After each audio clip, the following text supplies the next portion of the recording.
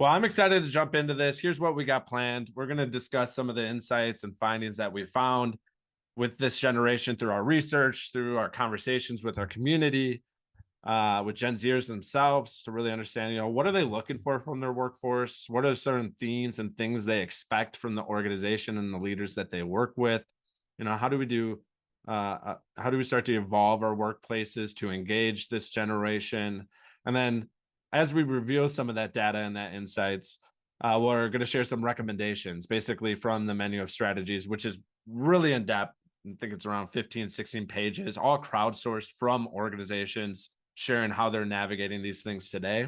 So you can learn from each other, kind of debrief and read that afterwards. But we're going to highlight some of the key findings from that in relationship to the key themes and research that we find. And then after that, we'll unpack that in peer groups in discussion mode where you can kind of build some relationships and really do that. So hope you're ready to engage and discuss. I'm super pumped. I'm going to stop sharing here. And I would love to welcome my partner in crime here today, the one who's been spearheading some of this research and thought leadership with our partnership at Hi Bob, the amazing Rachel. Rachel, welcome to the virtual stage with me. Can we give her like a virtual round of applause? Yes.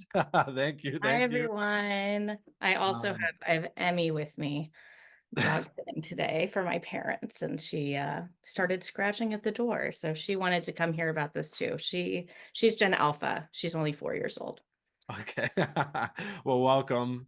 Another representative of the next generation. What I think is important to have them also involved in this. So this is great. So, Rachel, thanks for joining our community and being up here with us today. I'm excited to unpack some of these insights with you. I'd be curious of kind of your starting thoughts on what we're going to talk about and unpack here. Definitely. So my name's Rachel Schoenwald. My pronouns are she, her. I have been working at Hi Bob for over 3 years, which means I've spent 3 years diving into the world of HR and in turn kind of making it my passion. It's learning about HR tech and HR processes and the challenges that HR professionals face has really been enlightening because I realized some of my own personal thoughts and perceptions about HR are driven by the challenges that all of you face and have been working through year after year after year. So first of all, I appreciate all of you. I respect the work that you do. And every time I meet an HR professional, I just love to hear about what's going on, what's on top of your mind, and what are the challenges. And I like to think about all of the things that you're busy in your day to day trying to get things done. How can we at Hi Bob come in and help you think about the big picture and the strategy and bring in insights and data into the decisions that you're making? We do that both on the product level, but also as an organization. And that was the genesis of this Gen Z research. By 2030, they're going to make up 30% of the workforce. We can already see for many of you, they're more than that. And with every new generation entering the workforce, they're going to bring a different vibe, different challenges. We saw it, 20 years ago with millennials. We're seeing it now. And some of it is reflected in just your age and experience in entering the workforce for the first time. Some of it is shaped by, the experiences that they had. If we think about them as the Zoomers, the Zoom generation that, finished school on Zoom and started university on Zoom and had their prom canceled and went through this pandemic in some ways a very different way than a lot of us. All of that is influencing, what they're asking for, how they act, what they do. Some of it, we've seen over and over again. Some of it is definitely brand new. And the thing that I like to say is Gen Z is not a monolith. What works for each individual, what works for your organization is going to be different. But we need to start somewhere. And the best way to start is with data. And that's what our research is bringing. Data, trends, things that we've noticed in what they're saying, and starting points for all of you to then be able to go back and make those strategies and make those decisions and have those conversations with your own organization. So just a few stats that we found within the research that we found to be very, very enlightening. One is that 54% of Gen Z are disengaged at work, and that is the highest of any generation. So that engagement rate that we're always fighting, that we're always trying to increase, it's only going to get worse. 34% intend to leave their job within 2 years. Like there's just not even a, oh yeah, if there's an opportunity, I'll stay. It's just a foregone conclusion. Yeah, I'll probably be here for 2 years and that's it. And 1 in 3 would leave their job without another job lined up. Now, we could get into the whole discussion about why that is and what allows that, and, is that something that's going to continue? Is that a trend that's going to continue? But it's the fact of the matter right now, and so when we see those churn rates and we see especially younger people, entry-level jobs churning, that's only going to increase, and it's something to get ahead of that's going to, affect your overall strategy or overall KPIs, what you're looking at, what your goals are as an HR leader.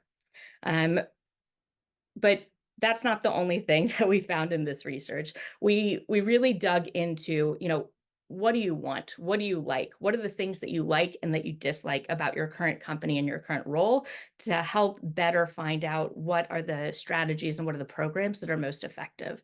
So, one of the things that they really want is professional growth. Now, the companies that we surveyed are career companies. So I saw a few of you have seasonal workers in or part-time or that kind of thing. So that might sound, a little bit off. But for those that have full-time workers that are Gen Z, we hear from them that career pathing guidance, transparency into their career path, and formal mentorship programs are the things that they liked most about their company, even more than their salary, because they were asked about that. And so that's one of the places that we've really focused in on and started to bring programs around and start to bring ideas and programs around.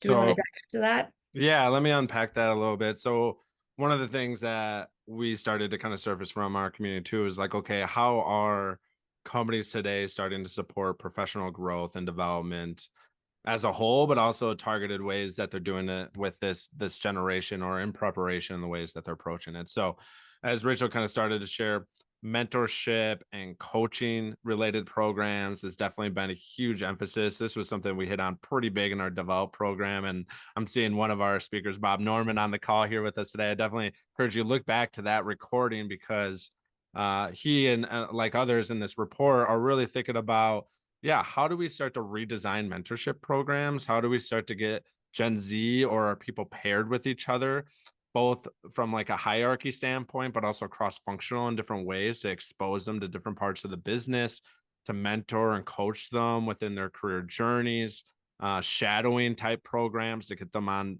diverse projects that expose them to new development type of pathways that they're trying to look for. So that's kind of like one aspect is that coaching and mentorship element. Career pathways and how that pairs with like developmental pathways is also an element of, they're really looking for clarity on this and helping, looking for their organization to help them find this clarity. I think in the past, a lot of times people are just left up on their own to figure it out. It's like, okay, fine, you figure out your career journey. Where do you want to go and the path to get there? Gen Z, based on our research and kind of engaging with this generation, they're looking for more like of a relationship for their company to get that clarity. So it's like, hey, can you actually help map that out? And maybe that's part of the mentorship relationship, or when you're onboarding or bringing employees onto the organization. How are you developing like clear career ladders that are individualized to that person at an individual level and not just having these generic, one way streets when it comes to career journeys and developmental pathways, but it's saying, hey, here's my aspirations, here's the visions I have for myself. Can you help create a career ladder and a development plan that aligns with that? So that's definitely a huge part. And I think how that connects to the learning development initiatives was the next piece. So once you have some of those development plans, that really understand career aspirations and goals that this generation or this individual has, how do you start building out those learning journeys with them and provide them with the enablement resources that get them on that pathway, whether that's online training platforms, the mentorship and coaching relationship, access to certain cohorts or groups that might expose them to that career pathway that they're trying to go on. um, and then I'll say the last piece, and this goes into another theme, so I'm not going to go too deep into this, but back on like the mentorship and the coaching, is also just like the peer-to-peer learning, which goes into connection. There's a huge desire for that. So I'm not going to go deep because we're going to talk a bit about that. But just peer-to-peer learning, having this like collaborative learning environment and being developed with their peers is another big piece of that. So how do you organize those kind of peer learning communities or social spaces, whether that's leveraging employee resource groups, career like almost offsites or summit events where you're really kind of bringing people together to learn with each other on and work on these things.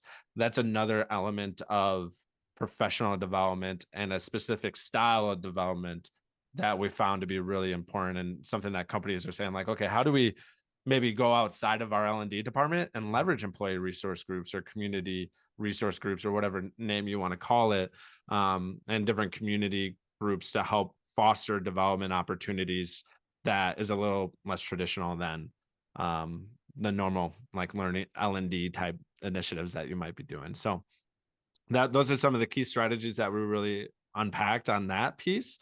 So yeah, Rachel, anything else you would add on that front, or what is the next theme that we're starting to see? So I just like to invite, I saw a few of you are Gen Z. If any of these things resonate or don't resonate with you, let us know. Again, it's Gen Z is not a monolith. No one is a monolith. So something, even though we're seeing trends, it's not going to be true for everyone. And everyone's number one or top priority is not going to be the same. So we'd love to hear from you also.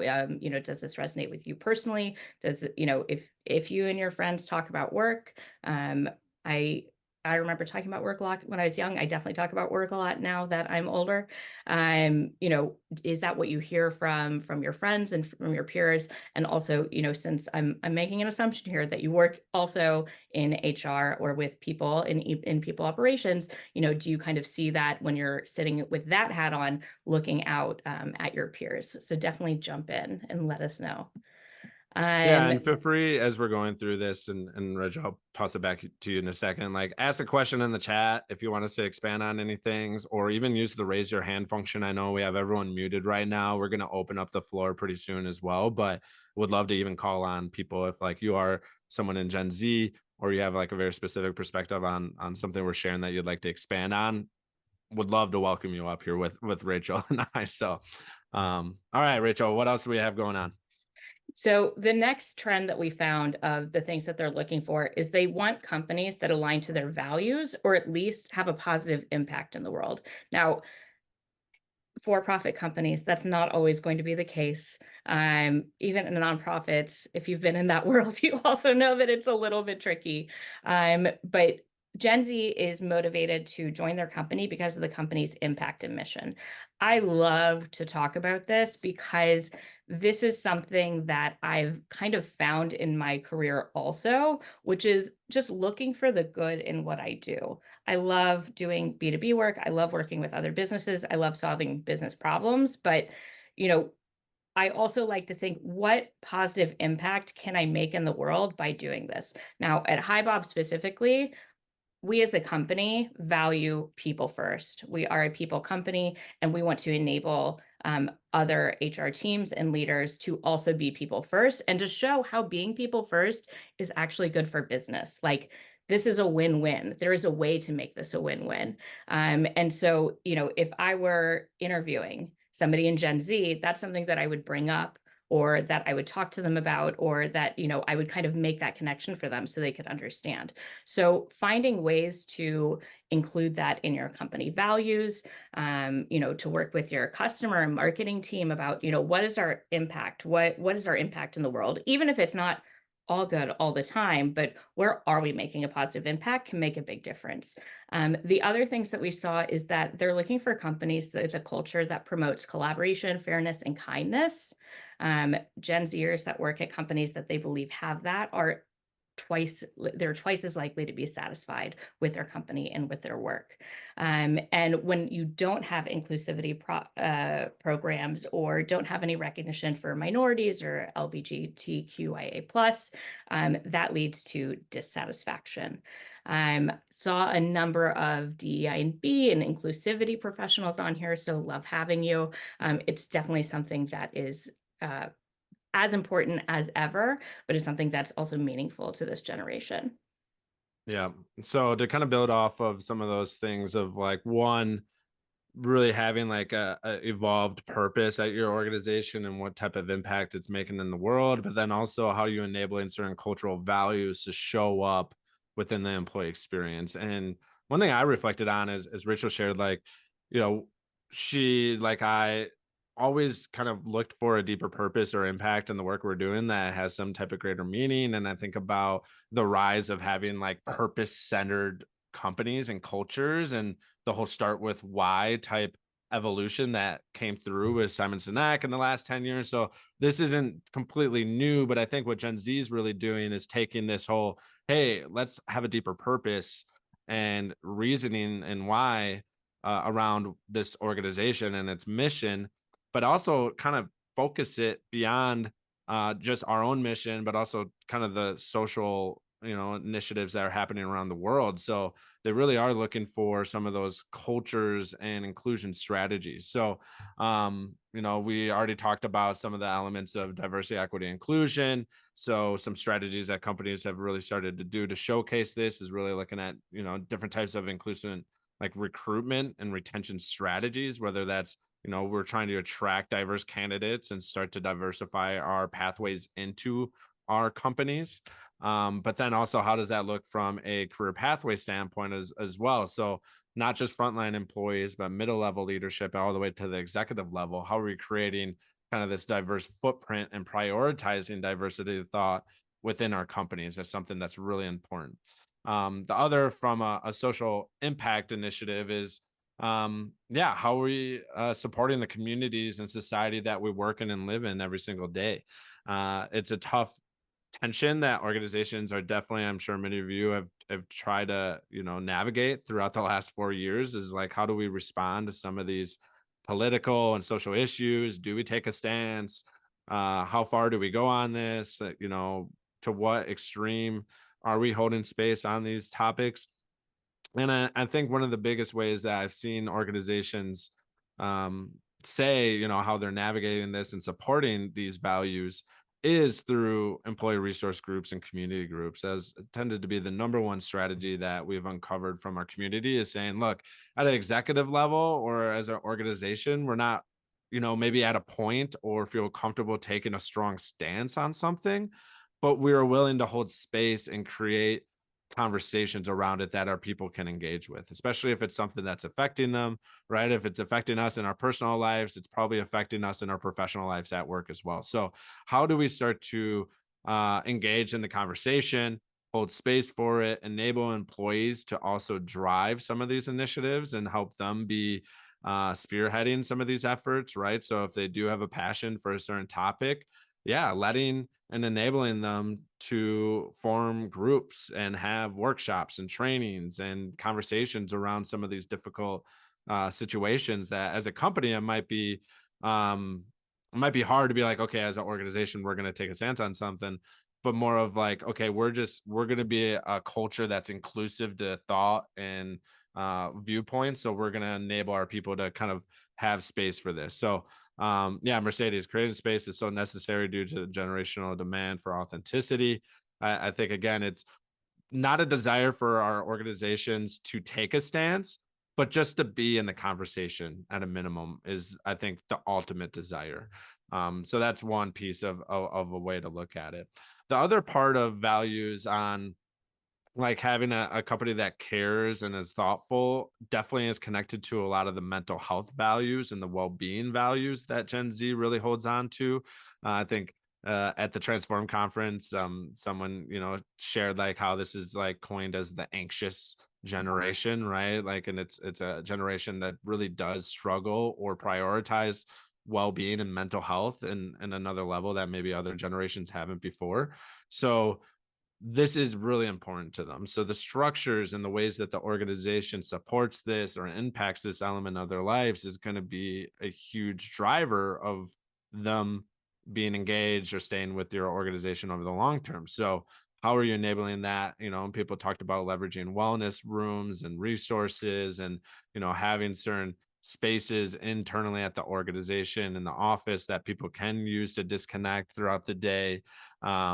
mental health initiatives as well. So providing access to the resources, and having robust programs that uh, employees can tap into when they're navigating these things. We have our, quick plug. We have our well-being event next month, so look for that one because we're going to be unpacking these things on how companies are doing it, in a 4 hour window. But having those support programs established is kind of a key element of what Gen Z is looking for from a programmatic standpoint with their companies.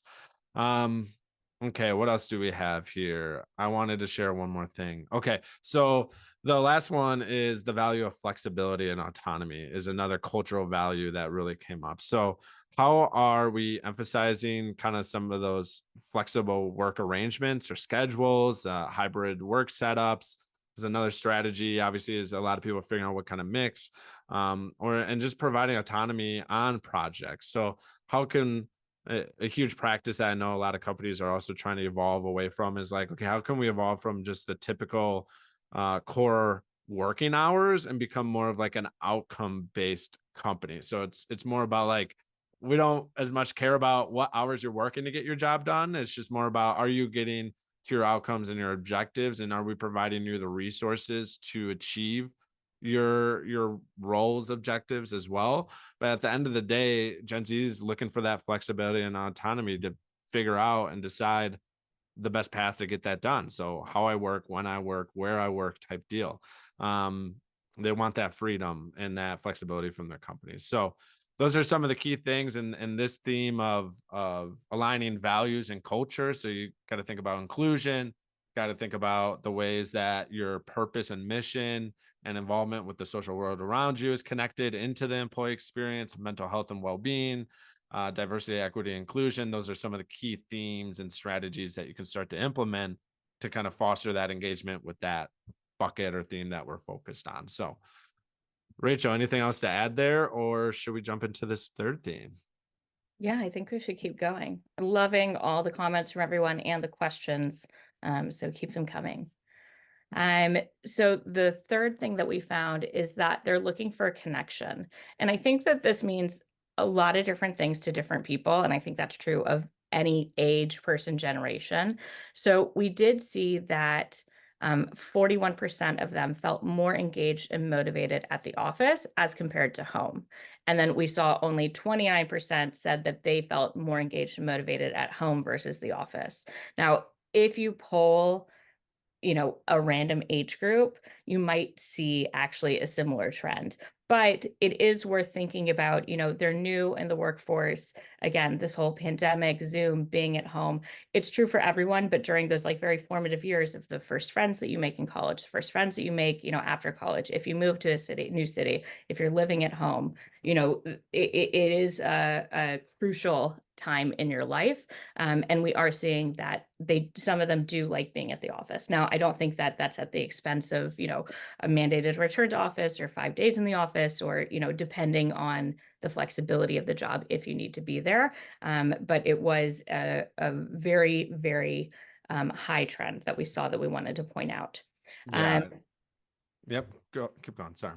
So we also saw that 37%, so again, almost 40%, said the thing that they disliked the most was either not enough relationship building opportunities or not enough time in the office, which makes them less engaged. And so, again, this might not be about a return to office mandate or they want to be in the office. And there are people in Gen Z that probably want a remote job and be at home and find they're productive at home and don't want that. But again, this was like one of the largest trends we saw in what they were saying about what they like and don't like about their current work environment. It also could be that if you then start giving relationship building opportunities, they would go the opposite. But being able to start that conversation and thinking about how your Gen Z employees are engaged. What are they doing in the office? Are you in the office 5 days a week? And kind of, are we giving these opportunities for them to build relationships? It is something that they desire and something that they've been asking for. How that looks for you might be different, for every single different company and setup and industry. Um, the last thing was the thing that Gen Z in the survey liked the most about their company after all the things about what they personally do in their day to day. But the most important thing was the company culture and their immediate team. So the people that they're with, and the culture of the company. It does have meaning to them. It is something that impacts them. And it is something that's worth investing in because it does affect their engagement, their happiness, and then in turn, their retention. Yeah. So some of the strategies you could think about to start fostering some of these connections and build these relationships. One, they're looking for that generational exchange. So I know some companies that we talked with have really, I think this is really cool too, is like these shadow boards that they're implementing. So think of it as taking some of these younger employees, get them participating in these new projects or shadow boards that get them exposure to leaders throughout the organization, especially at the executive level. One, it obviously helps from an exposure and development opportunity, but from a relationship standpoint, that's the exact type of connection that they're looking for. So, how do we bring them into some of these decisions and just gain their perspective, get them in the relationship and the exchange of it? And that's a really cool idea of shadow boards. I think that's one that, especially as from a business strategy standpoint, at executive level, you're looking to evolve and innovate and bring in new ways of developing your product or serving your customer base and things like that. And this younger generation can truly bring in fresh perspectives from the market. And especially as this generation is probably going to be a huge consumer base for many people as well. So making sure they're part of that board shadow as well. Cross-functional collaboration. So think about swap programs was another thing that our community shared a lot of what they're doing today. Programs that allow employees to experience different roles and different functions to foster one understanding of how these things function and different elements of how the business functions. That's just general, business acumen and development that generations looking for, but also from a collaboration and a relationship standpoint of developing those peer relationships beyond their team. Also to the development thing before that I talked about, this generation really doesn't see their career path as this linear journey in most cases. Obviously, some is like, hey, here's the route I'm going, and these are the next roles I'm gonna go in, and it's a very kind of linear journey. But it's much more common to actually have, horizontal or vertical jumps throughout the company in different departments and different types of roles and trying to transfer their skill sets into new projects. So one, from a just a development pathway and engagement strategy, having job swap programs is really effective because it also develops them and gets them ready for the careers that they're trying to go down into the future. um, Another thing is having like a mix of in-person and online opportunities. So team building events, social exchange opportunities, hosting these meaningful in-person events like cookouts and different programs where employees are teaching things that they're really passionate about, game nights. These all came up as strategies that our community is doing today. So social engagement, social experiences is definitely a huge focus. We talked about formal mentorship and coaching programs. As Rachel shared, one of the key things that they're looking for are deeper relationships with their direct team and departments. So you could think about, as you set up mentorship programs, is there someone, one in their department that you could pair people with to operate as a mentor or coach, to get them that deeper connection with their immediate team, as well as give them kind of the development opportunity of the mentorship. So it's kind of like a two birds, one stone opportunity for you. Let's see what else here. Onboarding experiences is another one. So how do you actually get people to engage with other peers throughout the onboarding practice? Peer recognition is another element. So rather than doing this like top down recognition rewards type initiatives where it's only leadership recognizing and appreciating people, how can you create platforms and social spaces where people can give shout outs to each other at a peer-to-peer level and recognize their contributions between each other, almost like having your own social space with your HR tech stack or whatever that might be, being able to shout out, highlight people and tag them in different ways, same way you would on other social platforms, but internal facing. Let's see, another couple things that I want to quickly mention is also like different interest-based clubs. There's something that a lot of our community members shared that they're doing, hobby clubs with people who have shared interests, especially as work becomes more and more blended with our lives.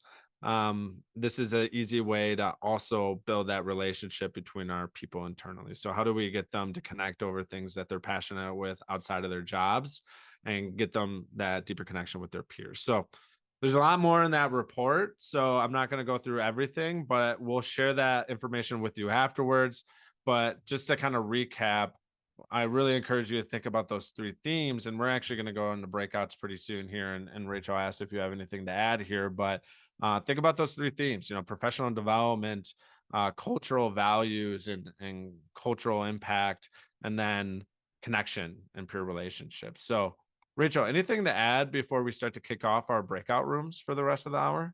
Just want to call out, make sure everyone sees in the chat I mean, in general, amazing conversations. But a couple of really good points, like finding as Juan said, like having social or meaningful social interactions is one thing, but what are their expectations for that? What is it that they actually want? And not just saying, here's happy hour and a ping pong table, but diving into what that means for them. And then also what Haley said, the double-edged sword of authenticity, social connection, but then where's the blurred line between personal, professional, elections in a lot of companies, politics, and if things escalate, how do you resolve that? Again, not necessarily a generational thing. It can happen to anyone of any age and anyone that values being their authentic self at work. But definitely something that happens much more often with younger generations, and what we see with Gen Z being very authentic and vocal about their beliefs. Yeah. So we're going to kick off breakout rooms pretty quickly here. I want to maximize the rest of the time for all of you to at least connect and unpack some of these things with each other. I think it's a great opportunity to build a new relationship. These are some of your peers who are also navigating these things, but also start to think about like, what are you doing really well in terms of these themes? If you are doing really well in that theme, what is it that you're doing that you could share with the group? On the other hand, what do you need to work on? What's like an element of one of these themes that you could improve, and what's in the way, and what would you like to start working on? And how can the group kind of support you in that? And the last one, yeah, what's something you need help with? Obviously, this is a community and a collaborative space for us. So I'd love if some of you started building relationships that support each other. So be a little vulnerable, share, hey, what do I need help with? Maybe it's a reference, maybe it's guidance on tools you're evaluating, or different blogs or research that you're looking for. So be open to kind of sharing those things. I'll put the chat prompts in the chat here. We'll do about 15 minutes here for the remainder of the hour. We'll come back and then maybe have a little bit of a group share, but then we'll pretty much close up the hour. So let me open up these rooms. We'll do small groups here, about 4 or 5 people in a group. Have some fun with it, and we'll wrap things up afterwards. So we'll see each other again soon. All right, welcome back, everyone. I am sure many of you are like, we need more time, right? Like that is a quick 15 minutes. So hopefully you're able to at least exchange some information, a couple ideas. We are at the hour, so we understand if you have a hard stop, you need to go. Rachel and I are going to keep the room open for another 10 minutes here just to kind of unpack a couple things. I'd love to open up the floor too and hear if there was anything that really stood out in your quick connections, things on the data, things that you just talked about, or a specific strategy that you're like, ooh, this is something I really want to try, or someone shared that they're doing that I think is worth sharing with the group. So for free to unmute, jump in, raise your hand. What were some of the things that you came up with? Yeah, Juan, did you raise your hand? Want to Yes. jump up here? Yeah. We found that those areas that you hit on from your research really rang with us, right? Some of us are just in a beginning phase. Others are not even started. There's just not support at the leadership level for that sort of thing. I know that I shared some of hearing those findings, that data from you, the percentages and so forth, really reinforced in my mind what we are doing and what we could do better. So I'm really anxious to get that report. We have 5 ERGs and they are incredible. We have 5 ERGs that are able to provide an avenue for engagement for people. And just like you mentioned, people are looking for that engagement. And on top of that, they want to see how the ERG then relates to the external connection, right? The social connection. So that's been fascinating to watch as they mature as an ERG, then they're looking for the next thing, right? The next connection. And then being able to, we just had listening sessions plus an employee survey where what you were talking about with regard to development, they want it transparent. They want it in some sort of a, a way that they can follow and it makes sense to them. And just like was mentioned, they're not necessarily looking always for some sort of a linear promotional thing. It's about a journey for them. It's really odd. And so we want to be able to do the right things. I think at least from my vantage point, I shared that where I need help is to connect with other people that are doing similar work so that we don't lose these folks. Yeah. Well, thank you, Juan, for jumping in here and sharing the challenges of, how do we get leadership on board with this, and how do we start maybe telling that story using the data to get buy-in and engagement on the journey as an organization that we need to start heading down. And then on the other end, I love what you really just hit on with the employee resource groups, community resource groups, or whatever maybe tagline you give it internally to match your culture. But I love those employee driven groups because it really does hit on all three. It provides peer connection opportunities. It also provides the social impact and kind of cultural value alignment piece of helping your company engage with that. And then it also naturally provides development opportunities as well, right? A lot of times they're hosting workshops and bringing speakers in, and it exposes them to different types of projects. So it's kind of like a great strategy to maybe start with to hit on all three areas that we outlined. And it also provides opportunities to be able to center certain people, certain groups. Yeah, Like we want to center people of color. We want to center women of color, especially, right? And so the ERGs provide that. And we have matured now to the point where we're providing training. We're recognizing ERG leads as leaders. It's just as much as formal leader, they're leaders, whether they're formal or informal. And so we're building capacity in leadership for them as well, sending them to training and so forth, as if they were a manager or a supervisor. yeah, So it You know helps what with else you're succession planning. That is exactly what I was going to say. You are solving a succession planning problem by doing that also. I think we had an event recently, and the chief people officer of Miro joined, and she was talking about how they do iterative HR, which is actually, my background is product and marketing and tech. And so even if you're not at a tech company, I think in any business, this is true, taking the iterative approach of what are we trying to solve for? What is the end goal?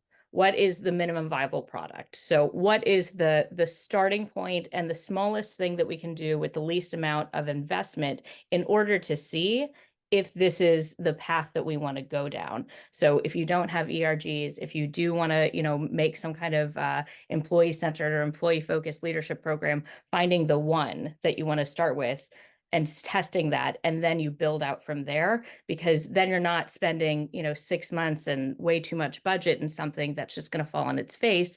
You're able to be agile, you're able to test and then decide the path that you want to go down. It also gives you the ability to change direction along the way, so it's not a linear path. yeah. I love that.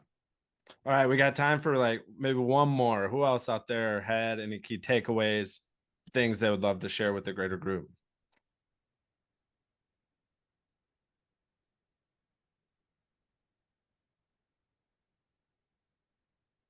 Anything that stood out for them? Feel free to unmute and jump in. We got a couple more minutes.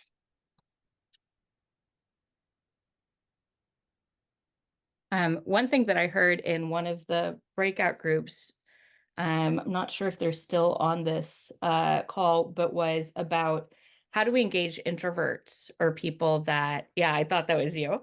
How do we engage introverts? And I wrote that. I've got a note on my, I do everything on my iPad, and I've got a note on it that's just like great ideas. So I'm like, research on introverts. That's really interesting. How do you engage people that don't want to do traditional in-person, engagement, aren't comfortable in large groups? Some of it is very, very individual about what they want, but there's definitely a lot of data and, again, trends that we can uncover about where do you start with that? And do you do an internal survey? Do you identify as introvert? Are you going to make people upset if you start to ask them to self-identify in order to ask them what they want? And so it's a really interesting path and a really interesting thing to think about.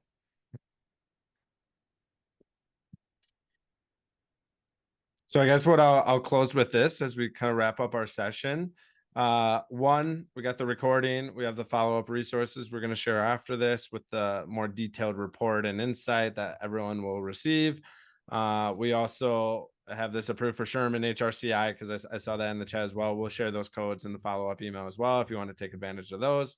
And then I think the other thing, I'll just reaffirm what Rachel said, like I think part of this is just to get on the journey and start building momentum towards some of these things. I don't think it's necessarily like, let's try to develop this huge product and then try to roll it out and perfect it from the beginning, because I think it's going to be very much of a discovery process for all of us at an individual level, right? And understanding, in what way does this show up within our culture and within our operations, and how can we start maybe ideating and just get on the path and putting some prototypes or pilots out there and start kind of building momentum in that direction. And as you do that, you're going to gain feedback from this generation and from the rest of the workforce on what it could actually look like and what are they actually looking for and how do we actually form this with them and engage and co-create with them along the journey. So I would try not to get too worked up on just like having the playbook figured out from the beginning,